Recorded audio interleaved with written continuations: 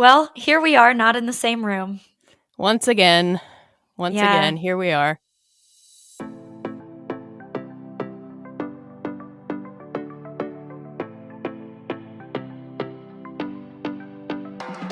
This time it's my fault, though. It's no one's fault. No, it's no one's fault. Abigail got COVID in France. I did. I came back with a souvenir I didn't want. So, luckily, it's been very mild. I'm fine. I think everyone else is okay, too. My fiance managed to dodge it the entire time, so I'm really hoping that's true for everybody else. Luckily, I haven't had real symptoms for like 3 days, so now it's just the point where we're waiting it out and probably fine. Katey has the immune system of like a baby, though, so that's true. We're being very careful. We're being careful. That's true. Yeah, if someone is sick, Katey is also going to be sick. Is kind of the general rule.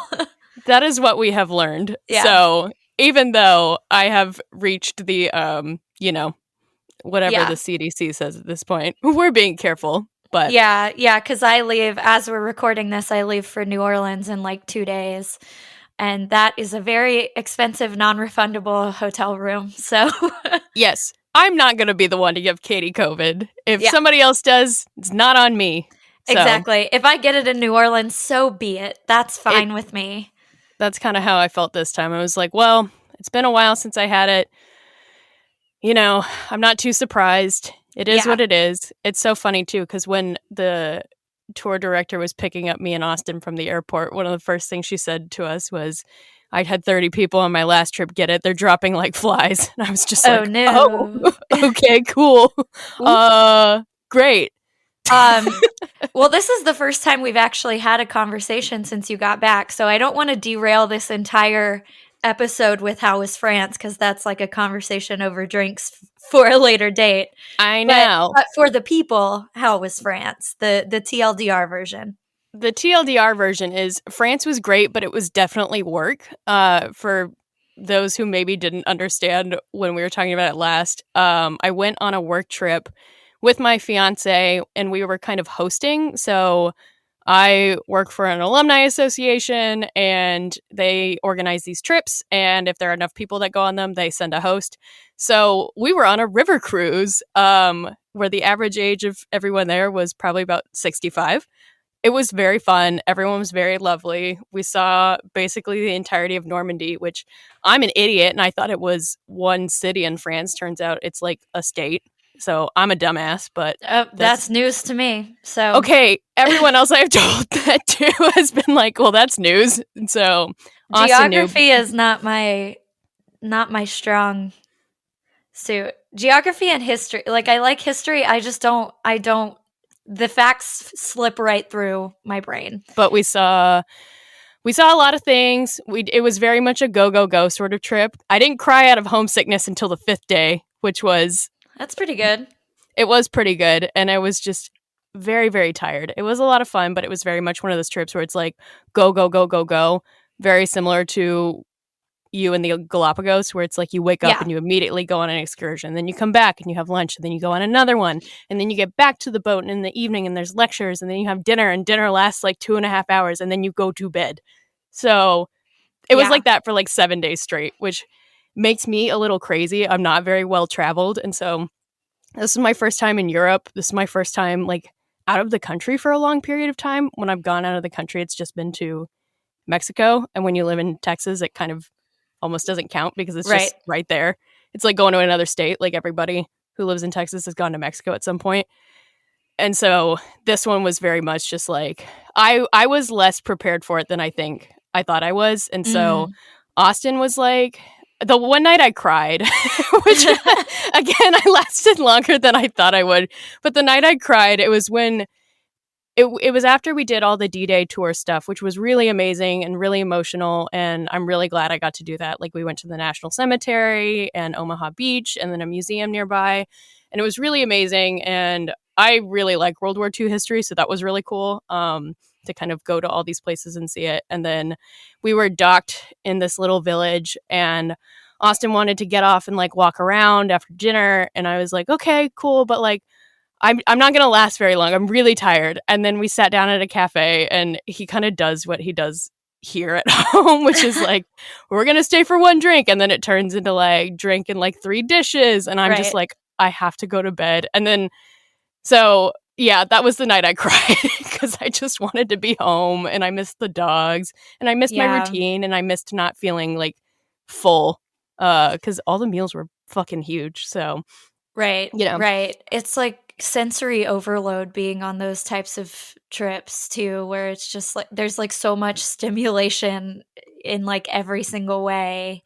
it was just like constant and like constant socialization. And I am introverted in a lot of ways where I definitely need like alone time to recharge, or at least like sit quietly in a room with like one other person and we don't talk. Like, have Mhm. what is it on your vacation when you have phone time with your friends? Like, Right. you don't get phone time to like scroll through Twitter or whatever and not talk to each other. And it was really great, and everyone was lovely, but it was definitely overstimulating at times. I learned a lot, but I look forward to going back. I feel great that I got to like see a bunch of big things in France, and so Mhm. hopefully when I eventually go back, then it can just be more of a chill, like, oh, we stay here for a couple days, and like I don't have to get up at 6:30 in the morning every day. Right. Right. Exactly. Yeah. Yeah. Every trip you go on now is going to be like different in perspective. I feel like that's how I feel having gone to the Galapagos, is like it's changed my mindset on vacations. I can't wait to hear more about the trip when we are not recording a podcast and have to be mindful of other people's time. Yes, I very much look forward to being able to talk about it more. So we reread the Unhoneymooners, which if you've been listening to this podcast for a while, you will know that this is one of the ones we always talk about, always recommend. It's also our friendship origin story, because I lent this book to Abigail back when we were baby friends, and I suppose I credit it as part of the reason we became real friends, because we really started talking about books and stuff like that more after. So it's a big part of our friendship origin story. And neither of us had reread this book, which, Abigail, you're a rereader. I am only recently becoming a rereader. But this was our first time rereading it since we initially read it. And I initially read it like right when it came out. So like 2018 or 2019 or whenever that was. Mm-hmm. And so yeah, it was sort of for me like reading it for the first time. Like obviously, as plot things would unfold, I would be like, "Oh yeah, that's right. Like this happened," but it still felt very like new and fresh, especially some of the details.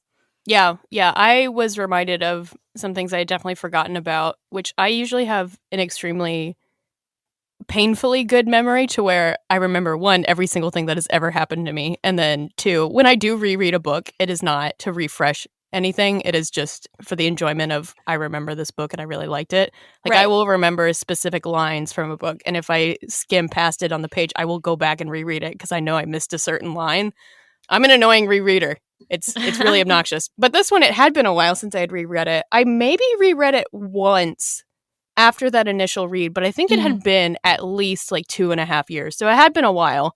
And yeah, I was very happy to see that it held up in different ways, but I was also surprised by how some of my opinions like changed a little bit from the first time I read it. Of like, now I'm a more experienced romance reader, I guess. So Oh, I'm interested to hear what those reasons are. We can get to yeah. that at the end. Yeah. So should I read the blurb? Yes, read the blurb. This is, again, The Unhoneymooners by Christina Lauren. Olive is always unlucky in her career, in love, in, well, everything. Her identical twin sister Amy, on the other hand, is probably the luckiest person in the world. Her meet cute with her fiance is something out of a romantic comedy (parentheses gag), and she's managed to finance her entire wedding by winning a series of internet contests (parentheses double gag). It's a great blurb. I haven't read this blurb in a long time. I don't think I've ever read it. Worst of all, she's forcing Olive to spend the day with her sworn enemy, Ethan, who just happens to be the best man. Olive braces herself to get through 24 hours of wedding hell before she can return to her comfortable, unlucky life. But when the entire wedding party gets food poisoning from eating bad shellfish, the only people who aren't affected are Olive and Ethan. And now there's an all-expenses-paid honeymoon in Hawaii up for grabs. Putting their mutual hatred aside for the sake of a free vacation, Olive and Ethan head for paradise, determined to avoid each other at all costs. But when Olive runs into her future boss, the little white lie she tells him is suddenly at risk to become a whole lot bigger. She and Ethan now have to pretend to be loving newlyweds, and her luck seems worse than ever. But the weird thing is that she doesn't mind playing pretend. In fact, she feels kind of lucky. Okay, so this book, for one thing, I forgot how many, there's like so many small plot things that happen in this book that I forgot about how many little, just like funny side things happen. Yeah, there are a lot of little side adventures going on. So the book opens, which this book almost feels like tailor-made for us in a lot of ways of like, one, It starts with a wedding. Everyone knows I love a wedding. 2, it's enemies to lovers. We love enemies to lovers. We got an only one bed. We've got a vacation. We've got a vacation. We've got a lot of Harry Potter references. A lot of Harry Potter. That was the thing that was the first note that I took. Like when I was making our outline for today, I was looking at my iPhone notes, and that was the first thing I said was like, there are way more Harry Potter references in this book than I remember. We got a Death Cab for Cutie reference, which is my forever band, and I do remember it being in this book, but it was kind of a jump scare almost when it came up again. Right. Yeah, it was very funny. So like you said, the book starts with Amy's wedding. So the twin sister of our main character, Olive. At the tackiest wedding that has ever existed. Because they say at one point, Amy has spent maybe a total of $1,000 on this wedding because everything else she got for free or won somehow, I don't know. It was stressing me out reading about this wedding this time. As somebody who is currently planning a wedding, I remember the first time I read this being like, haha, that's so funny. Wow, I can't believe she got like a free wedding. And then reading it now, I'm like, girl, this is the worst thing I've ever read. This is my nightmare. Yeah, the book starts with Olive squeezing herself into what I imagine as like an extremely highlighter lime green bridesmaid's dress. We know that it's like bright green, but I don't think the specific like shade of green is ever like really, really said, or maybe I've already forgotten. But in my mind, it's like a very, very lime green. The 2 descriptions of it I remembered are the pelt of Kermit but satin. And then also they keep calling her Skittle. So there's one. Yeah, so that's why I went kind of lime green in my head, because like a green Skittle is pretty green. Yeah. But yeah, so that's how the book starts, which is hilarious. And we're not at the wedding for very long. Really, It's just like, I don't know, couple chapters, if that. But basically there's a shellfish buffet, which who would serve a shellfish buffet at a wedding, especially when your twin sister has a shellfish allergy? Yes, just spend the money. But also I know feeding people is fucking expensive. So you know what? If I maybe won the food, I probably wouldn't pass that one up. But also shellfish in a buffet is horrifying. Yeah, I'm just picturing it being very like cruise ship buffet, which... Yes. Yeah. I don't and believe I like shellfish. I love seafood. I would not eat this shellfish buffet. I kind of pictured like crab legs at a Chinese buffet at points where, you know, they're just kind of like sitting there next to the lo mein. Yeah, I was picturing it in like just like crab legs in ice kind of moment. It doesn't sound sanitary. So Olive and Ethan both get chicken from the kitchen. Olive because she's allergic to shellfish. Ethan because he doesn't eat buffet. Yes. It turns out they're both correct in this choice because at the wedding, everyone gets violently ill. Literally at the wedding. Vomiting on each other. I forgot how vivid some of the descriptions are. Yes. Dane, Amy's fiance, quite literally vomits on her dress. I was so stressed out reading about this. Yeah. And it turns out it wasn't even like it was like a toxin where They name it. I'm not a scientist. I'm not going to even try to say it. Yeah, but there was something in the shellfish, basically. It wasn't like a bacteria thing or whatever on the buffet. It was like there was something wrong with the actual fish. food. Yeah. Yeah. But take this as a warning. No one should serve shellfish buffet anyway. Please don't do that at your wedding. Yeah, a good life lesson. So pretty quickly after that, well, for one thing, Olive like interacts with Ethan, who she is convinced hates her because he's behaved like he hates her. Mm-hmm. In the years that they've known each other. Ethan is Dane's brother, so the groom's brother, essentially. And I guess Amy and Dane were supposed to leave. This was the type of honeymoon where they were leaving like immediately after the wedding to go on this honeymoon. And they of course can't go because they're all dying. Yes. And so Olive, being Amy's twin sister, Amy's like, well, you have to go. This is really easy. You can just say that you're me. And then for her plus one, she only had to put the last name down. And obviously, Ethan and Dane have the same last name because they're brothers. So that's how these two wind up on a romantic trip to Maui. Doesn't make a lot of sense, but it's fine. Sending your twin sister in your place makes sense, but the giving of the last name only of the plus one, I don't know about all that, but yeah, whatever. We're getting there. Because as someone who booked a resort honeymoon, they want full names of both of you because they like to write you cute little notes and shit like that when you do that. So whatever. Anyway, but they get to Maui. Ethan's terrified of planes. Which relatable. He has like a panic attack on the plane. They've booked like Spirit Airlines to Maui, which they mention in the book is an 8-hour flight, which is not something I would have realized had they not said it out loud. I just always assume any flight domestically is 3 hours, which is not true. An 8-hour flight on a Spirit jet is my worst nightmare. So Ethan's going through it before they're even on this vacation. And yeah, there are a lot of little small things, but that's kind of the gist of the first part and how they get thrust together, essentially. Also, Olive is a bad liar. Yes. So, which this whole trip hinges on her being able to lie, which she can't.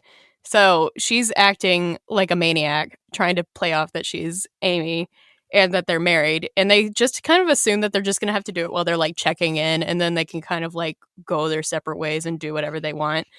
And that's kind of how it goes for like 3 hours. Mm-hmm. So Olive goes to get a massage. And as she's leaving, the massage therapist comes out and is like, oh my gosh, Miss Thomas, you forgot your ring. Literally the moment that she's running into who is about to be her boss. Yeah, so, she just got a new job, and the guy who hired her also happens to be at this resort, of course. What are the odds? And this is the only time I've never had trouble picturing a character because they say he looks like Sam Elliott. Right, it's perfect. This giant mustache. So he everyone sounds so lovely. He does, but I also hate him for reasons we will talk about later. Yes, agreed. So as the massage therapist is coming out and giving her back her ring, as she's talking to her soon-to-be boss and his wife, who are there on their 30th wedding anniversary, how lovely, she doesn't want to say something in front of the massage therapist because she doesn't want them to like report her for resort fraud or whatever. And so she has to play off that she just got married to this guy who has never heard her talk about being engaged or, anything, which is not, I don't know. I haven't done that many job interviews, but like that doesn't just come up all the time, I guess. So. Sure. Yeah. The fact that he doesn't know about this doesn't feel like too much of a stretch. I don't know. Yeah. But yeah, she panics and has to lie, basically. Which like is maybe also what I would have done in this scenario. I certainly would have done it in front of the massage therapist, and then as soon as she left, had been like, hey, I didn't just get married. Right. Please don't tell them. Here's what happened. Crazy thing. Everyone is vomiting back home. But here I am. Don't report me, please. Yeah. But she also emphasizes that this guy is real into like honesty and integrity and like shit we're a like family here kind of stuff at this job. Whatever, sure. Yeah. Fine. Yeah. But he invites her and Ethan to dinner because he thinks they just got married. And thankfully, Ethan is super smooth and is a good liar. Yes. So they go along with it and they go to dinner and everything goes swimmingly. They fall in love with Ethan. They ask how they had first met, and Ethan tells a story of like the third time that they met, and specifically remembers the real story. Yeah. You know, plays it off like that is when they first met, but makes a comment about like the shirt Olive was wearing, and she's like, how does he remember that? Because it was a stupid shirt with like a science pun on it. Mm-hmm. So that's when she's first like, maybe this guy doesn't hate me as much as he pretends he does. What's going on? Also, she's suspicious. I kind of like his arm around me. This is kind of nice. I don't hate this. Mm-hmm. What's going on? So they get through dinner, and it's lovely. They seem to make Ethan want to join their like swingers group that is the spouses club at this company. Yeah, I'm not so sure about the spouses group. She like, the wife goes up to him and is like, we have a lot of fun. Wink, wink, wink. And what is a spouses club for one thing? Does Ryan's work have a spouses club? What does that mean? No, I'm never invited to anything. Yeah. So whatever. Okay, sure. But it sounds like they swing. So. Yeah, it does sound like they swing. As they're leaving the dinner, who else do they run into? His ex. Yes. And her new fiance, who looks like Norman Reedus. Some really great celebrity look-alike callbacks here. A greasier Norman Reedus is what Olive describes Billy, the new fiance of Sophie, who broke Ethan's heart like 6 months prior. Mm-hmm. So they also lie to her that they just got married. So now they have to continue with this fake dating scenario, even though Olive's boss is like leaving the next day and they were about to be scot-free. Right.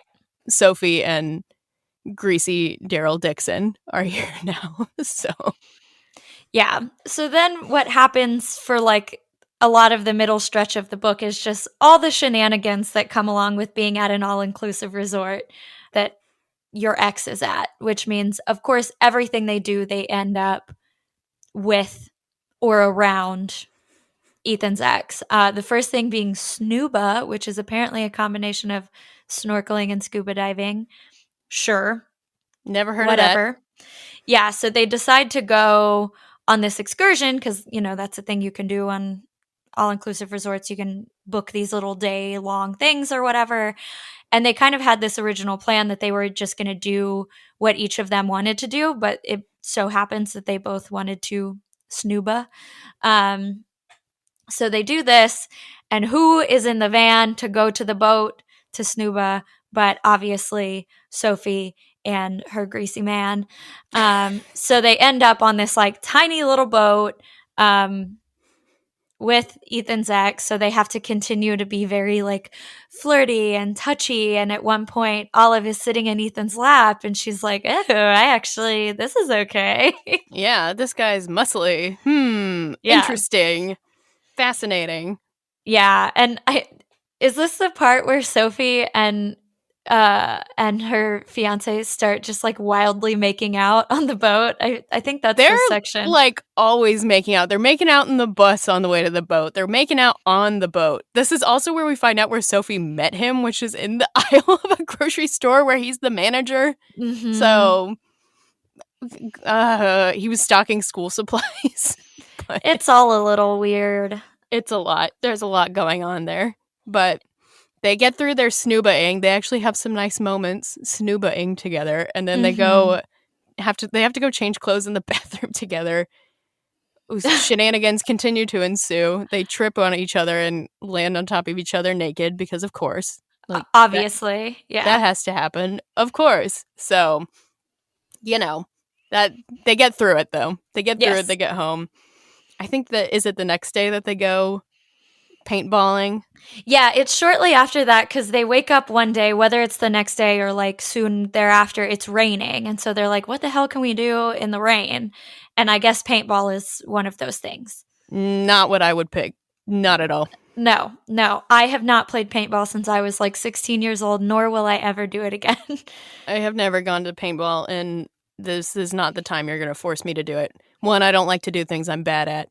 Two, it's fucking raining. I'm not going outside in the mud. Gross. Yeah, exactly. But Olive is like, I can't just like sit in this hotel room with this man. Like, we have to do something because now there's all this like burgeoning sexual tension, of course. Yes. So they go play paintball, which is chaos. They're on the same team too, so part of it was Olive wanted to shoot Ethan in the groin. That didn't work out for them, but that's okay. Yeah, so they have kind of this like funny day together. And then I can't remember if it's that day or the next day that they go to my tais. It is the next day because after they go paintballing, they get these fucking excursions or whatever, these couples things. They get forced to massage each other. Oh, right. That's right. So they sign up for like a couples massage after paintballing because they're like, wow, that fucking hurt. I'm in a lot of pain. So they go to get a massage and they're like, we don't even care that it's a couples massage. We're going to be whatever. We're going to be on the tables together. Who cares?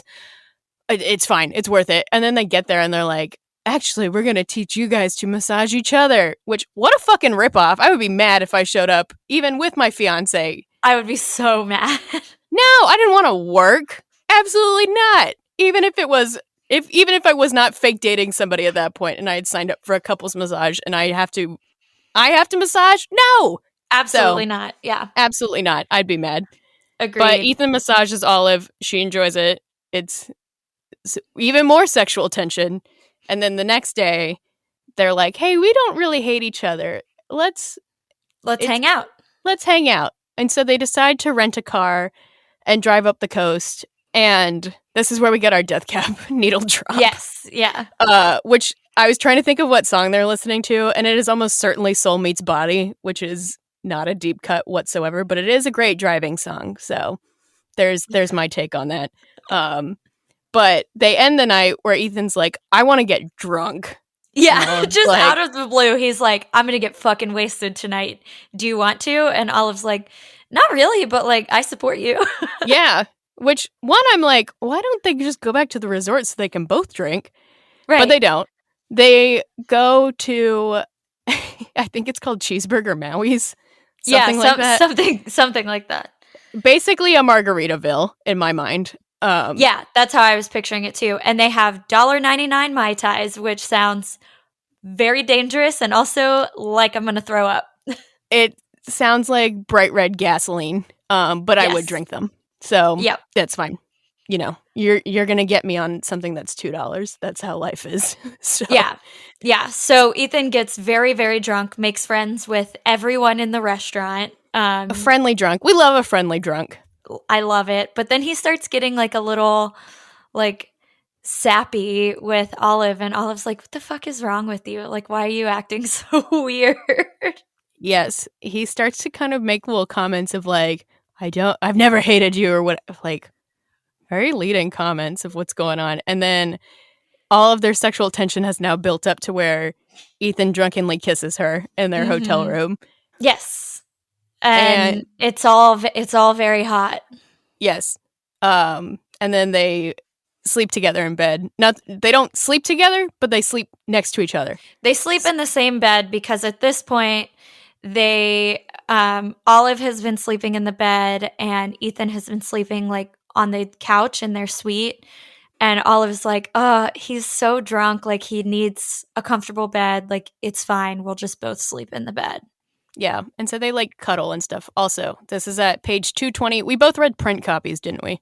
Yes, yeah. I forgot to do the math, but it's page 220 out of 400, so not far off of 50%. Just about. You're pretty close. I can't do the math in my head. It sounds about 50%. It's probably like 51, honestly. Whatever, who cares? Anyway. But, okay, so at what point, you're going to have to remind me, at what point does Olive start to suspect that it's Dane planning the vacations? Was it during the Mai Tais? No. Well, It was all around the same time. Yeah. So when they're at the restaurant, they have a little conversation about like why Olive dislikes him so much or whatever. And Olive keeps hanging on to this. Well, no, this isn't when they have the detailed conversation. They kind of have the same conversation multiple times. Yeah. At the Mai Tais, they have one about like, Amy likes you. She just doesn't like that you always whisk Dane off on these trips, like during Valentine's Day or their anniversary or whatever. And Ethan kind of looks a little confused, but he doesn't really say anything, if I remember correctly. And then later on is when he's like, I don't know what you're talking about. Dane was planning those vacations, not me. So the very next day after they kiss, Ethan is obviously like violently hungover, as one would be after drinking a million $2 Mai Tais. He's acting kind of short with her, and Olive's getting a little upset where she's like, why did we kiss last night then? And so then they also have this conversation where so she brings him back. This is kind of what starts it all. So she brings him back a fruit plate because she went down to eat without him because he fucking wouldn't get up, which I would do the same. And so she brings him back up a fruit plate from not the buffet, the kitchen. She orders she orders a special plate for him. Yeah, and it has mango on it, and he starts laughing, and he's like, "Oh, I remember that girl Trinity that Dane used to date who had a mango tattoo on her ass." And that's right. Which is so funny that this is what triggers everything. And he says something like, "Oh, a couple years ago," and Olive's like, "What? What do you mean a couple years ago? He was dating Amy." And she kind of pulls a power move on him and is like very casual, and she's like, "Oh. When were they dating?" And Ethan's like, a couple years ago before he and Amy were super exclusive. And Olive's like, "Oh, yeah, I forgot. When did they start getting like truly exclusive? Right before they got engaged?" And Ethan's like, "Yeah." And Olive's like, "I've got you. That's a lie. They were always exclusive. What do you mean?" And so then it kind of like goes into this argument where Olive's like, "I knew Dane was a piece of shit and not just a gross frat boy. What's going on?" And and Ethan's like very like kind of adorably like, "I don't know what the hell you're talking about, Olive. Like, this is just what happened. Like, he's not a liar. He's not like he's doing the very reasonable brother thing and being like, what are you talking about? Like, I believe him. He's my brother." And of course, Olive's being like, "What are you talking about? I believe her. She's my sister." And so they're just like, this is like one of the only romance novels where the conflict actually makes like a ton of sense. Yeah. It's like they both have sibling loyalty. And then, so it does make sense. Like, you don't want to believe the worst out of your brother, even if he is a gross frat boy man. But when they're arguing about this, Ethan drops a little tidbit that he had wanted to ask Olive out. And Dane told him, "No, don't do it." And that Olive hates everybody and she's super bitter and whatnot, which, like, fucking asshole. Don't say that about somebody. I know. This made me mad. Me too. As somebody who kind of is, like, cynical maybe and does maybe put off some very bitchy energy sometimes, I got really upset at this. Way more upset than I was the first time I read this book. I agree. I feel like you and I are similar in that we're not always like great on a first impression. Like you gotta kind of warm up a little bit sometimes or like we both can say one thing that we're both like, "Oh fuck, I shouldn't have said that. Like that was taken the wrong way." Like, yeah, like that's. So I feel like this is something that could easily be said about either of us, which is what makes me really, really annoyed about it. I got really worked. I feel like the best example for me of I will say shit that I just don't think about that I would say to anybody, but I come back and I'm like, "Oh, I was a fucking asshole." Like me and Austin's first date, he loves this story. He picked me up and I used to live off of Enfield, which is a pretty busy part of Austin, and he mentioned, he's like, "Oh, I've driven past your apartment before." And I go, "Yeah, it's a busy road." And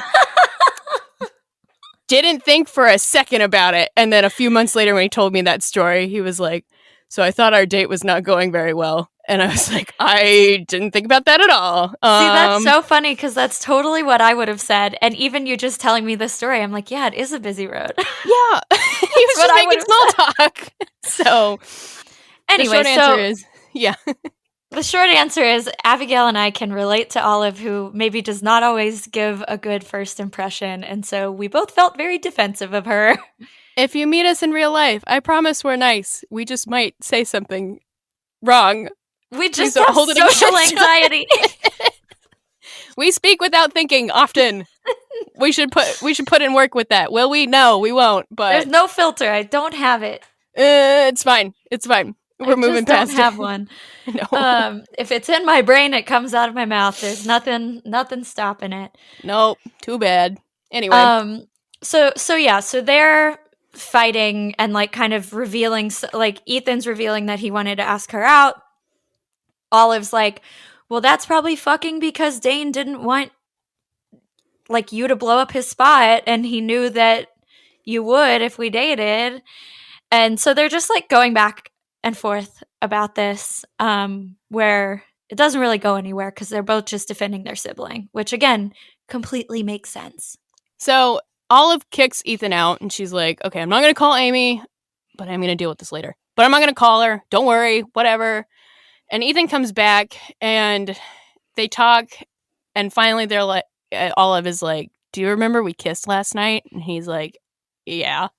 And then they go back. And then they do it. They do it at page, it's literally 12 pages after they kiss. So why not? There's no waiting. There's no waiting. And he has some extremely sexy dialogue here that, like, what he was like, after Olive reminded him of the kiss, he was like, of course I remember. It was the kind of kiss that feels like fucking. And I was like, whoa, okay. Woof. Yeah, out of nowhere. Yeah, exactly. It was like 0 to 100. And I was like, okay, Ethan. Yeah. So they do it. And then it gets a lot easier to fake a marriage after you have sex with somebody. Mm-hmm. So, but then not long after that, like the trip ends like really abruptly, like very soon after that. Like it's a 10-day trip, and it kind of just zooms through it. Yeah, once they're together. They go to the volcano and they have a very romantic moment, and they kind of have a conversation of like, is this a fling, or do you want to like do this some more when we get home? And they're both like, yeah, like let's see where this goes. We'll figure out how to tell Dane and Amy that now we're dating, which I thought it was going to be kind of I don't know how I would feel about this in real life, I guess, but it's twins dating brothers. It does happen, I guess. Yeah, it does happen. Yeah, it is kind of weird, but they seem not concerned about it. So they become sort of, like quote unquote official after this volcano trip. Yeah. So, and even on the trip, Sophie like tries to get drinks with him, and he's like, no, I don't want to. Yeah. So like they leave the trip on a very good note of like, Olive's excited to like start her job. She's got a new boyfriend. And then they get off the plane and they're like, hey, let's just sit for a day and like, we'll figure out how to tell them later. And then who's there to pick them up but Dane and Amy, who have just seen them kissing. Yep. Like making out in baggage claim. And Amy's kind of like, what the fuck? You guys hated each other.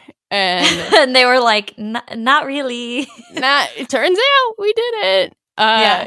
Dane looks shocked and upset for a second and then plays it off like he's so happy. And Olive clocks it and is like, something's still going on. I'm still going to deal with this. I'm remembering. Yeah. So. Yeah. And so really my like initial reaction, and I think I even texted you this, was I forgot that this book leaves Maui so early, because it's really like the last like third of the book that happens after the trip. And in my head, in my memory of reading this book, I was like, oh, the whole thing is in Hawaii, like for the most part, but it's not. Yeah. So that was one thing upon rereading that I was like, oh, right. Like I forget that like the trip is only like a big section of the book, not like the majority of it. Right. Yeah. I had forgotten that too, and that we do have so much that happens like after they get home. So which makes sense with like all the different moving parts or whatever. Like I think Christina Lauren could have easily made this book where like they spend the full book in Maui, and then at the end of the trip they're in love and and then, you know, have a fight about the brother sister thing, resolve it, move on. Like I think that easily could have happened, but I think this way makes it a lot more interesting. Yeah, I agree. So they have like their couple days where they're just like happy and in love, and they're all staying at Olive's apartment because they're both homebodies, which, wow, what a mood. Same. Yeah, they're like ordering takeout and having sex and being all cute. Truly, truly the pinnacle of relationshiping. Yeah, So. yeah, early relationship when it's just that. Like it's just very much they're in their little honeymoon period together. Yes, it's very cute. And so Olive goes to the first day at her new job, and God, this is fucking infuriating. I know. Basically, her boss, the one that she ran into in Hawaii, is like, hey, so we're like big on like values here, and I don't really like that you lied, because she fesses up. Yeah, she And fesses up like immediately. He like calls her, or she runs into him, and he's like, "Oh, I hope you and Ethan are doing great," or whatever. And she like pulls him aside and was like, "Hey, like I'm so sorry. This is like not how it was. You know, this is actually what happened," and yada yada. And he's like, "Okay." And then he calls her into his office later, and he fucking fires her. yeah, and he's like not even that mad about the like free trip stealing. It's like, you sat with me at dinner for hours and like led me to believe something that wasn't true, which like I can kind of like, I would be very personally upset if someone did that to me, but is that a fireable offense? I don't know. Like, No, your personal life. yeah, Like, exactly. Like just because someone's like a, a morally questionable person doesn't mean they can't do a job. also that she fessed up to it like the first day. She could have kept it going or something, Right. but even when she fessed up to him too, she was like, "Here's what happened, but Ethan and I are now dating, and I really think it was that dinner that like really helped." Kind of Right. like not buttering him up, but also like, you know, Being like it wasn't all bad. Yeah. And still he fucking fires her, which is batshit insane. And so Yeah, like I can see why he's so upset, because I would be too. Like if someone did this to me, I would be like, I don't really know if I super trust you. And like we're going to have to work on that, but like I don't know. That has nothing to do with her job. I mean, unless you're in a job where unless you're like like you work at like a fucking church or something, or like with children, or you know, something like that. I don't think like that kind of behavior has anything to do with your job. But I'm trying to think of what I would do if I was in this situation. And honestly, I think I would think it's really funny and be like, okay, that's really weird, but welcome to the company. right. I'll talk to you some more later. Yeah, I would definitely feel a little sketched out and be like, okay, yeah, I'm not super sure if I trust you. I think you might be a little off your rocker. But let's just see how this shakes out. Yeah. I'll see if you do something weird again later, but also, right.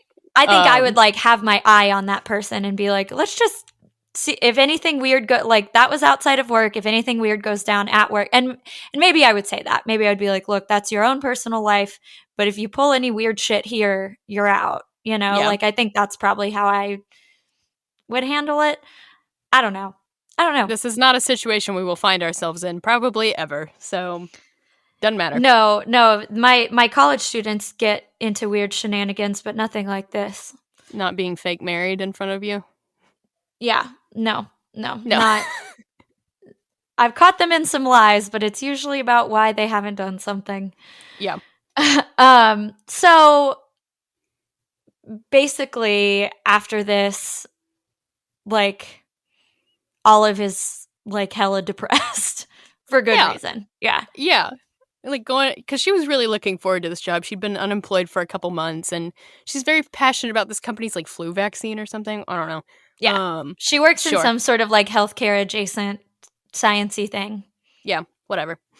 But she goes out to drinks with Ethan and Dane and Amy, but Amy's not there yet. And so Ethan, Dane, and Olive are kind of all hanging out. Olive is getting progressively more annoyed with Dane because he's just being his douchey self.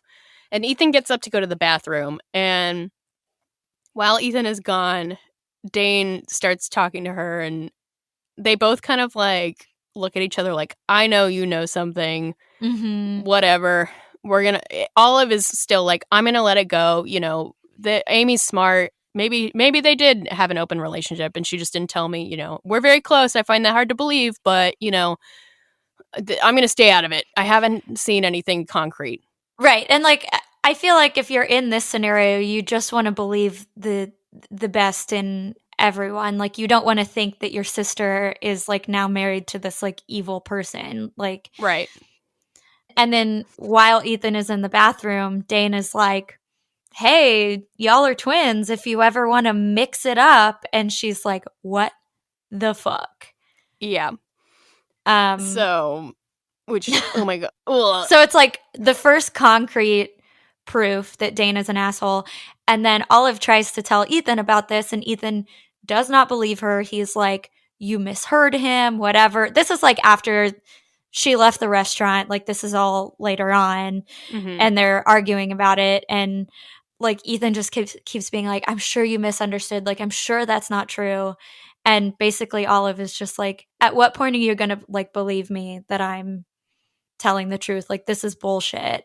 Yep. And then they break up basically, which like I wrote again in my notes, like we mentioned earlier, this is like a very reasonable like conflict. This is a reasonable third act fight, which not many of them are. Most of them are like so fucking dumb, but this one is like completely something that, other than like the bizarre shenanigans of like the mixed up honeymoon and the twin thing and the swapped identity thing, like this is like a real like life thing that could happen. Yes, like fights about each other's family is unfortunately like such a real thing sometimes, and this one is very realistic of like, yeah, your brother fucking sucks, but like you can't necessarily do anything about it. But also now it's affecting my sister, so how are we going to deal with this? And Ethan is just thinking that Olive just wants to see the worst in everybody. When Olive goes to tell Amy what happened, Amy pulls the same thing where she's like, why can't you just see it? Like, yeah, like, I don't think it was anything. Why are you always going to the worst case scenario? Yeah, she's like, you've always been so negative. Why are you like this? Which this was the one part that I was like, why does everyone think Olive is this way? Because like that wasn't like super fleshed out early on. Like, I feel like we didn't really see Olive being like that. We were just like told that she was like that by these other characters. Yeah, I agree with you there. Like, I was kind of confused of just like, why is everyone shitting on her so much about like seeing the worst in every situation? And it's kind of like, well, Olive has been dealt like not a great hand at times. So right. But also like, why would she make this up, or like why would she lie, or you know, why would she want this to be true? I don't know. But also, people don't always see what they're supposed to. So you know. Right. So. Yeah, I think everyone in this situation, other than Dane, is acting completely reasonably. Like, right. Of course, Ethan's going to defend his brother. Of course, Olive is going to defend her sister. And of course, Amy's going to defend her husband. Like, obviously. Yeah, it's just complicated, but it is reasonable. Yeah, exactly.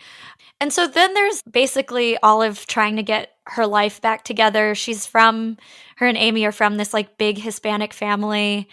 And so this is like a point where all the family comes in and is like all hands on deck, helping out Olive because she's going through a breakup and she lost her job. And so they like, one of the family members, her uncle, I guess, has a restaurant. So she gets a job waitressing in a restaurant. He has multiple restaurants, and she gets the fancy restaurant. So from experience, I can tell you she's probably making bank there. For a restaurant where she has to have training from a sommelier, she's making bank. I promise. And she's like, hey, I'm actually kind of enjoying this more than I thought. And like, you know, she's like not doing great, but she's doing okay. Yeah, she's like walking dogs at the Humane Society, which was very cute. She's like taking time for herself, and she's like, this is kind of the first time in a while, like, I've found who I want to be. And I want to find this, hold on, I want to find the specific line in this book. Where is it? Anyway, I can't find the specific line, but in the book at some point, while she's kind of rediscovering herself as she's, serving and taking this time to kind of figure out what she likes to do, she's like, nobody ever knew really what I did because I didn't talk about my job. It wasn't who I was. It was just something I did. And I found that really funny because this is conversations that Katey and I have a lot of like, our jobs are so ingrained of who we are at times that sometimes we really do just want jobs that are just jobs. And right. I found that to be a very interesting little tidbit in this book of like, not endorsing your job being who you are, because Olive's kind of figuring out like, no, I really do want a job that I love. Like I was kind of doing this job and I liked parts of it, but like mostly it was just paying the bills and, it was kind of boring at times, but it was secure. And why shouldn't I have a job that is who I am? And I don't know. I just found it really interesting as I was reading at this point, because we have conversations like that so often of like, and I have conversations about it like that with like my fiance, where we're both kind of pretty ingrained in our jobs. And like, sometimes it really would be nice to just have a clock in, clock out job. And, it's kind of one of those like grass is greener wherever you look. That's literally what I was about to say, like word for word. Like because I know, because of where Ryan works and like who a lot of his friends are, they all work in sort of, quote unquote normal jobs. Yeah. Like normal, like punch a clock, sit at a desk, like none of it has anything to do with like your identity or personality necessarily. And I do think it's a grass is always greener thing because, I've heard similar things from those people, like the conversations that we have. So yeah, I think the ideal is something in between, but I don't know if that exists. I don't either. Like I was trying to think of what is the ideal version of like what we do as journalists. And like I feel very lucky in that mine is a little bit more clock in and clock out, and mine is a little bit more structured because of what I do. But then I have other friends who are very much like, no, you're on call kind of all the time, especially our friends that work in like politics right now and things like that. And like, yeah, they love it. And I am happy for them, but also like, yeah, I feel closer to a happy medium, but also so much of my job is also intertwined with like how my mental health is and like, how do you write when you're not doing very well? And like, that's not a job that you can like force all the time. I had this like a couple weeks ago when I was trying to finish a project and I was just like going through it a little bit. And so I don't know. I don't know what the happy medium is, but it that really stuck out to me reading this book this time of like, she was talking about how Ethan like loves his job and is really excited about it. And he has like some kind of like mathy job or something. I don't know. But it is. And even his job is like, his probably is kind of a clock in, clock out. He just like enjoys his day. But I don't know. It was just really interesting and something that jumped out at me today. And especially as we've talked about it a lot. I've talked about it a lot with Austin, whose job definitely bleeds into his personal life. And so, yeah. Anyway, yeah, that's interesting insight. I don't think I clocked that quote necessarily, so I'm glad you brought that up. But it is interesting. So moral of the story is Olive is having more fun than she thought she would as a waitress, which is great. Yeah. I do love, and I've read a couple of books that are like this, where it's like woman quits high-powered job to go to quote unquote lesser job, and lesser job is actually fulfilling. Yes. And I like that a lot. It's a nice like contrast to, I feel like, a lot of the stories that we do get.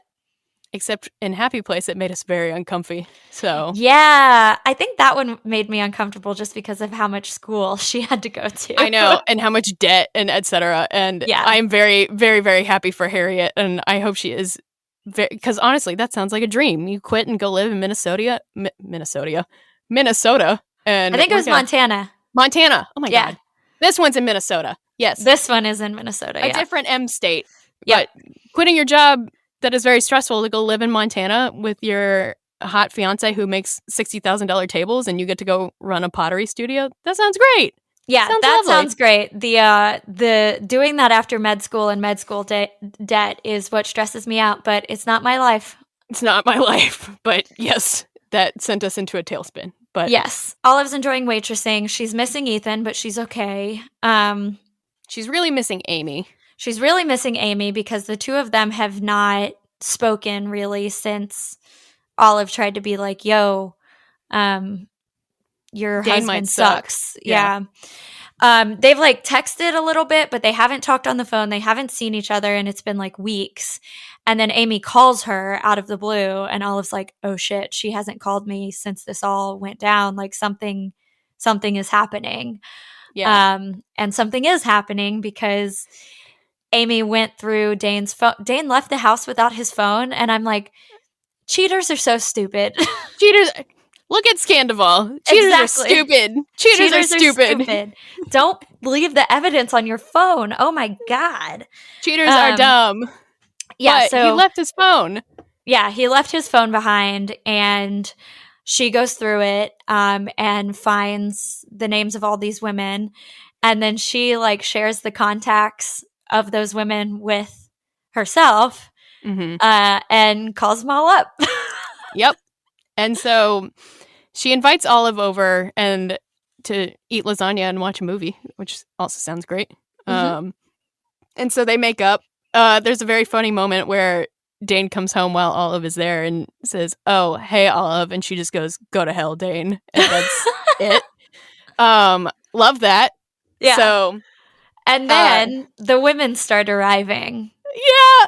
All of Dane's mistresses, who none of them knew that he was married, and they are all like, fuck you, Dane, and like apologizing to Amy, and they're like, we had no idea. It's all very funny. Yes. One of them, so there's two out of the three. He was seeing like three women. We meet two of them very briefly. The first one shows up and is like, we slept together like last week. What are you talking about?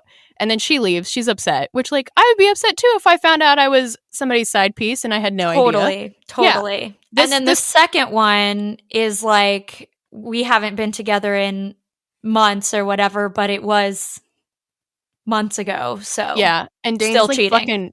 Dane's crying on the porch, and she looks at him and she goes, I hope she leaves you. And then leaves. Incredible. Amazing. Ethan shows up.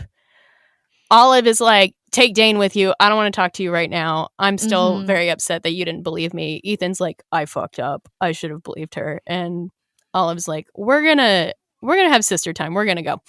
Yeah. And so they're doing damage control. The large Hispanic family and friends who are sort of extended family come together and shower Amy with love and affection, which is very nice. And then some days later, Olive is at work at her fancy restaurant, and her former boss for one day is there with his wife, and his wife is like, well, if you hadn't fired her, like clearly does not approve of this. But the voice of reason. Exactly. But she very kindly asks them to move to a different section so that she doesn't have to serve them, which is very nice, very mature. Everyone handles it very well. Except Mr. Hamilton at one point, she was like, if it'd make you more comfortable, we can have you moved. And he's like, oh, I'm fine if you are. And then the wife's like, no, she doesn't want to serve you because you were a jerk. I'm like, yeah, thank you. Yes. And then after that, he's like, oh, yeah, okay, yeah. You're right. Sense. Okay, sure. And then who is sitting at that same table but Ethan wearing a Hawaiian shirt, right? And then he has like a drink and a little sign that says $1.99 my tais. It's he has a cheap plastic cup that has a $1.99 sticker on it is what it is. Like, oh yeah, that's what it is. Yeah. So some $2 Mai Tai cup. And he apologizes, and everyone in the restaurant stands up and claps because it's all her entire fucking family instead. There's a side where it's like her dad or somebody else was in the corner wearing wigs. Like everyone was just there undercover. Disguised, to see this happen. Yeah, so they're back together happily ever after, and then we get an epilogue, which Christina Lauren knows how to write an epilogue always. Yes. It's from Ethan's point of view. From Ethan's point of view, they're going back to Maui, this time with Amy and her new boyfriend, who is friends with Ethan, who is a doctor, and has given Ethan some very good drugs for the plane ride. They're going back to Maui. and Ethan tries to propose on the beach. And Olive is like, how lame would it be if you proposed on the beach right now? And he's Ethan's like, I wasn't gonna. So then she basically proposes to him, and it's like a ruined proposal that's all very sweet. Yes, it's very cute. It's proposals after I got proposed to, where mine was just like, I was a maniac. I was a monster. Now it's kind of like, it almost to me felt like a check mark of like, okay, it's done. We're done. So I was like, it's nice to see representation of a proposal that doesn't, not that mine went badly, but I was such a monster that you tried at every corner to sabotage it without fully realizing that that's what you were doing. I'm really good at sabotaging my own surprises, whether I mean to or not. But, it feels nice to get it over with in some ways. So I vividly remember at one point being like, stop asking me things.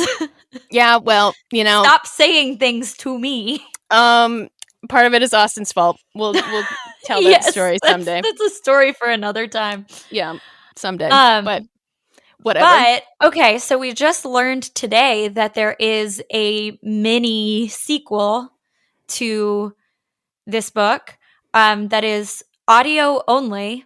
Yeah. It's called The Honeymoon Crashers, and it's coming out in August of this year. And I was trying to do some research into whether it was going to be one of those like Audible, like, how Audible has like exclusive whatever. So I went on the Simon & Schuster website, and it looks like it's not just Audible. Don't quote me on that, but it looks like it's just only available in audiobook form, but on multiple audiobook platforms. Okay. This was good timing on our part. I know, because it's listed on Libro, which is my audiobook platform of choice, because it gives money to your local indie, but I will be pre-ordering it. The Goodreads description that I read had it as like Unhoneymooners 1.5. So it's like a shorter sequel. I think they said the runtime is like 4 hours. 4 hours, 47 minutes, which like an average audiobook is like between 8 and 10 hours. So. And it's got 2 leads. It's got Harry Shum Jr. from maybe best known from Glee. Yeah. But he's gotten some steady work lately. I'm happy for him. Right. And then it's about Amy and the best man as they're planning Olive's wedding. So Olive and Ethan's wedding. So I guess things did not work out between Amy and her doctor man, which kind of bums me out. But I know. Yeah, so it's at fine. Olive and Ethan's wedding. Ethan's best man, named Brody, lives in Maui, and they hit it off apparently. But I'm really excited for this audiobook because it's got a full cast. So it's like a full production, which I haven't listened to that many of, but I recently used some of my Libro credits to buy the full cast version of the first ACOTAR book, A Court of Thorns and Roses. And I listened to a few minutes of it. I haven't like committed to like listening, but it's really cool with like the full cast and production and stuff, and like different voices and all of that. So I'm really excited to see that in like a romance novel format. Yeah, that'll be fun because I haven't done one. I mean, I've barely done audiobooks at all, and when I have, it's been Julia Whalen, who just does all the voices herself. So it'll be fun to do, because I'll definitely do this one for sure. It'll be fun to do one with like a full cast of like you said, like a full production for a romance novel. That'll be fun. Yeah, I'm excited. So we shared some of our reread thoughts already, but overall thoughts upon a second reading. Does it hold up? I mean, it certainly holds up, but for me, most Christina Lauren novels hold up, even when they don't hold up. Like my favorite Half Night Stand, which I am on record saying I really enjoy. When I reread it, I was like, ooh, this is shadier than I think about it now. Because I've also said on this podcast, we both don't like a catfishing. Right. And that whole book is based around catfishing, but I still enjoy reading that book. But upon second and third reads, I'm like, this is shadier than I gave it credit for in the beginning. So like even when they hold up, or even when they don't hold up, they still hold up, if that makes sense. So I didn't feel quite the same way as I did about my favorite Half Night Stand on a reread, But some parts of this where I was like, I'm more worked up than I was the first time I read it. Yeah, this book was early on in both of our like contemporary romance reading journeys. So I think it'll always be like up there for me, but I think like if I'm like this may not be as toward the top of my list as it once was, I guess. And that's not to say there's anything bad about it, but I'm more widely read now. So Right. Like some things in this book that I either like didn't notice or didn't think about the first time, the second time, or this time at least, I was like, oh, now I've read a lot more of these, and now, this is sticking out to me more. Like some of the things that like you wouldn't believe, like her boss and his ex-fiance being there at the same time. Like that's the odds of that are astronomical. They live in Minnesota. Why would they all be at the same resort in Maui? There's a lot of resorts in Maui and maybe closer to Minnesota. Like go to Cabo. Like that's not an 8-hour flight. It's away. Yeah, Cancun. Yeah, I don't know. Yeah. I think one thing that holds up really well, which I think is one of the reasons that this was one of my favorites, is that I'm all about a male lead, and I really like Ethan as a male lead. I find him very charming. I do too. And I like when I can like picture the man as being very handsome, which is harder in some books than others. But in this one I can. So yeah. So I really like him, and I like Olive, and I like all the characters. So the one thing that really stood out to me this time that I didn't think about the first time is we don't get a lot of Amy and Olive's relationship before they leave. So it's kind of almost hard to buy at points like how close they are. Because really when we first meet Amy, she's kind of obnoxious. And I don't hold it against her because we literally meet her at her wedding, where maybe nobody's at their like best self. I don't know. So, I'm not going to like hold it against her, but we didn't really get a good sense of how close they are as twin sisters. We kind of just get like, oh, Amy's bossy and in charge and is throwing this really tacky wedding. And then suddenly we're in Maui, and then they come back and it's, I think we got more of it at the end. And I think that was helpful. Like when they, they're sitting on the couch eating lasagna, and Olive moves in with Amy at the end, and you kind of get it then. But I think in the beginning, it would have been nice to have at least like one good sappy sister moment, I guess, to really like, hey, these people are close. They're not just like they're genuinely close, not like obnoxious giant family. We have to be close. Do you know what I mean? Right. Yes. Yeah. I completely agree with you. So that's another reason that I'm really glad that we're getting this follow-up book, because then we will get to know Amy a little better, which I'm excited about. Yeah, I'm very excited for this audiobook. And also, yeah, great timing on our part. We had no idea about this until this morning. I know. So yeah. We picked a good reread. Yeah, we totally did this on purpose. Yeah, totally. We have all the insights on the romance genre. Exactly. Christina Lauren, they called us personally to let us know. They did indeed. Yeah. Wait, I have a question for you, Abigail. So, as we know, Christina Lauren are two best friends who write together. Would we be Katey Abigail or Abigail Katey? Abigail sounds like more of a first name and not a last name. Katey could be a last name. Yeah. I think it would have to be Abigail Katey. Yeah. Or maybe that's also my brain where everything wants to be in alphabetical order. So, see, my brain was trying to put it where the longer name was second, because for some reason I always assume last names are longer than first names, which is obviously not true. I think it'd have to be Abigail Katey. That one sounds more like a full name in my head. But sounds more like an author than Katey Abigail. Well, stay tuned for our debut as Abigail Katey. We have had the conversation on if we could do this, and I do genuinely think we could. I think we could. Maybe when we both have fewer jobs. Right. I mean, could we do it now? No, we have too many jobs as it is. No. Could we do it and not kill each other? Yes. Yeah. We have developed enough of a good working relationship on top of our friendship. We would not murder each other. And I think it would be a really interesting creative exercise too, simply because you and I have pretty like distinct writing style, like voices, Mm. that I think are complementary but distinct. Which I think would be really interesting to like see how those things would like go together. Yeah, I would love to see like how I would love to talk to multiple groups of people who do this, like Christina Lauren, like the married couple that who Oh wrote yeah. Rough Strap. Yeah, Like yeah. there's our dual perspective to where it makes sense where it's split. Like I don't know if that's how they do it, but that's how I imagine they do it. Like one writes the male perspective, Right. one writes the female perspective. Christina Lauren's are usually one perspective. So I would be really curious to see like how they do it. Like if they just trade pages back and forth like chapter by chapter, or if they all just kind of like work in one Google Doc and it's just absolute chaos for a time. Like I don't know. I'd be really curious to see how writing partnerships like Yeah, I that feel work. like logistically the only way it would work is if you were like, okay, I'll try my hand at this section, you do the next section, and then Mhm. let's swap and add And see where it notes. goes. Yeah. I don't know. It could just look like That's how we write our podcast scripts. We take turns like that, like at my full-time real Mhm. job.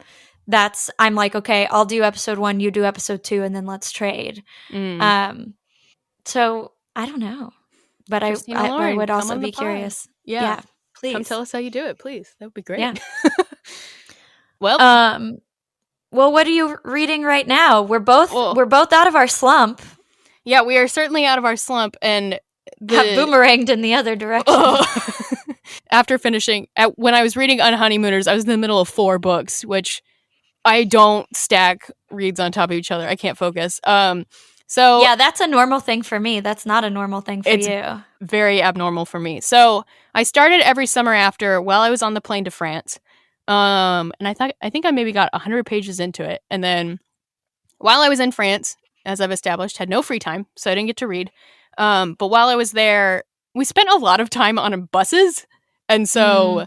which was also something I didn't expect. But while we were on buses, like people were talking and whatnot. So, but the day we did all of the D-Day things, we went to a museum and I picked up Mouse by Art Spiegelman, which has been on my TBR like for fucking ever.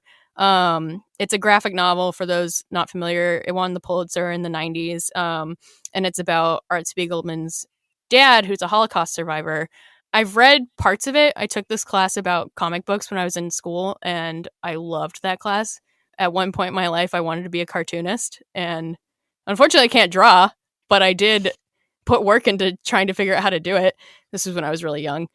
But I've read a lot of graphic novels, and so I'm in the middle of. I started reading Mouse on the bus ride back, which was like 2 hours. So I'm like halfway through that. And then when I was in Paris, I picked up a British copy of Order of the Phoenix, and I'm like 300 pages into that. So I'm in the middle of all of these. So I am very much enjoying every summer after right now. Or when I can pick it back up. I was very into it when I was reading it and then, had to get off the plane and whatnot. But I'm Yeah. very excited I'm to glad finish you're that liking one. it. I Yeah. am liking it. The TikTokers were right and etc. They So were indeed. I'm hoping I can just pick it back up. I think I can, and I won't have to start it over again because now it's been a little while since I was reading it. But yeah, excited to. Well, I don't know. Maybe I'll finish Order of the Phoenix, or maybe I'll just let those 300 pages lie. I too am. I was just checking. I'm like, I own all the Harry Potter audiobooks.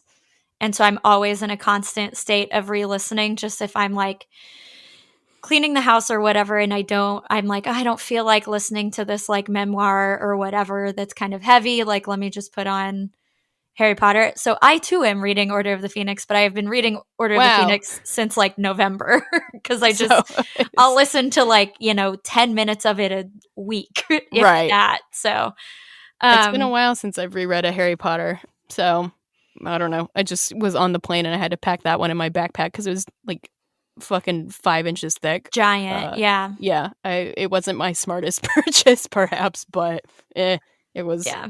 It was worth it. I also would have. I've always wanted like a foreign set of Harry Potter books, so I would have probably bought at least one of them. Also, yeah, I get lucky, and I feel like every time I go to my favorite used bookstore in Denton, Texas, Recycle Books, usually there's a British edition of the paperback. So I think I have 4 out of 7 at this point. I need to take stock. because I think I have the first 3, and then maybe I have Deathly Hollows. Mm. I don't know. I needed it. I've been trying to like pick them up steadily. I could put more effort into it and truly finish. It's not that hard. But this one I bought in France, so whatever. It's more special. Yeah. So I bought a book in San Diego, despite the fact that I brought multiple books, because I went to Meet Cute, the romance bookstore in San Diego, which was lovely as expected, and was in like a really fun neighborhood where there were like lots of fun things to walk to, shops and restaurants and a brewery and another used bookstore that also reminded me of recycled books.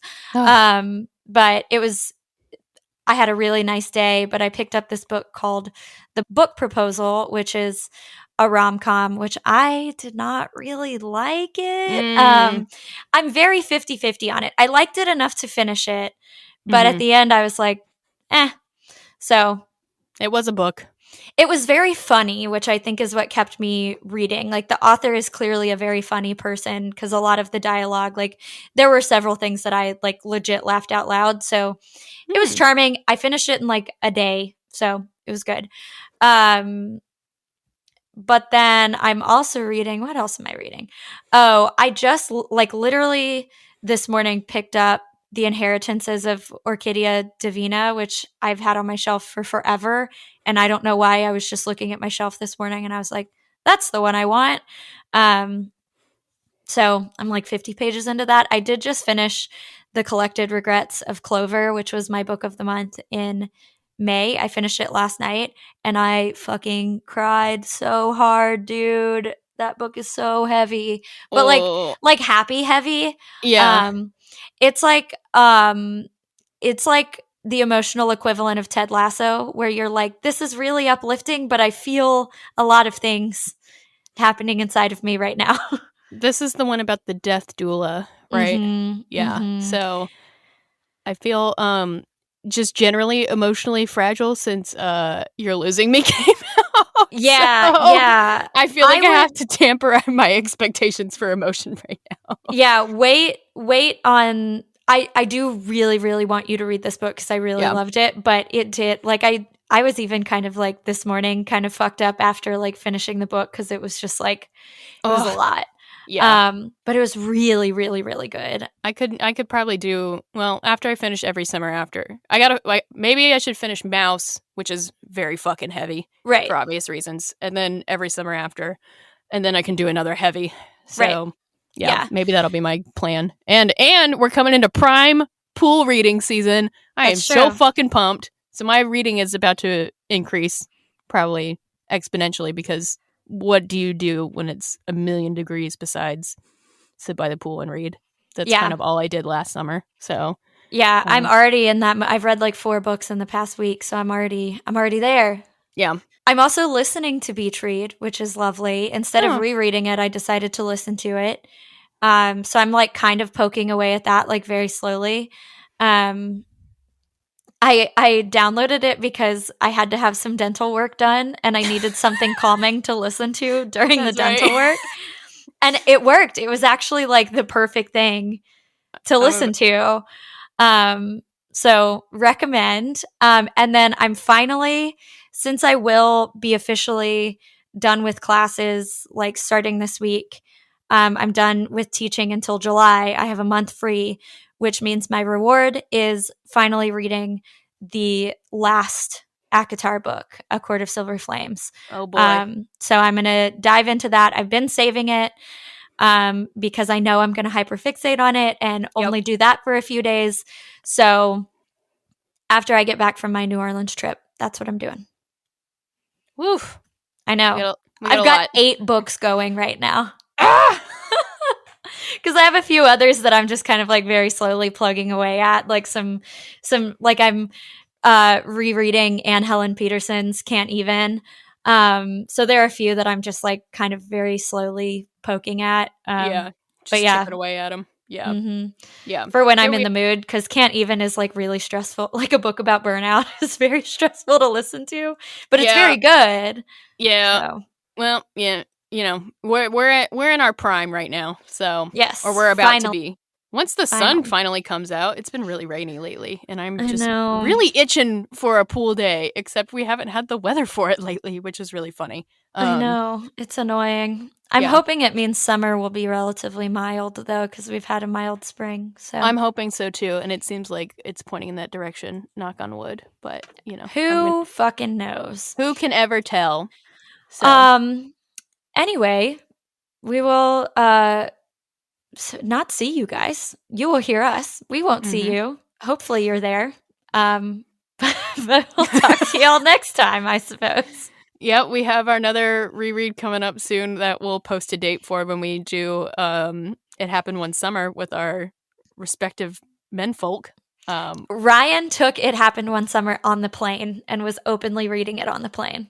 I am so proud. I know. Job. I was like, this is a man who is secure in his masculinity.